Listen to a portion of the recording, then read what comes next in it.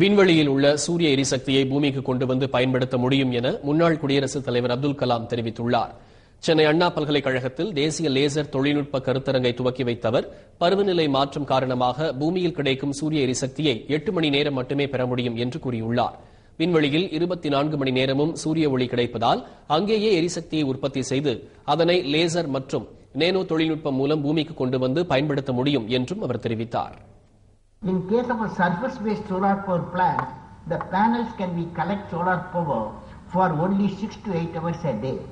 Whereas, in the case of space-based solar power plant, the collection time is full 24 hours. Also, the space-based solar power plants are not affected by weather conditions. Medium of transmission from space to Earth. This both area involved the laser scientist. முன்னதாக அண்ணா பல்கலைக்கழக மாணவர்கள் மற்றும் ஆசிரியர்கள் ஆராய்ச்சி மேற்கொள்வதற்கான அறிவுசார் மையத்தை அப்துல் கலாம் துவக்கி வைத்தார். இந்த மையம் குறித்து செய்தியாளர்களிடம் பேசிய அண்ணா பல்கலைக்கழக துணைவேந்தர் மன்னர் ஜவஹர், ஆராய்ச்சியாளர்களை ஊக்குவிப்பதற்காகவும் வேலை வாய்ப்புகளை பெருக்குவதற்கான மையமாக இது செயல்படும் என்று தெரிவித்தார்.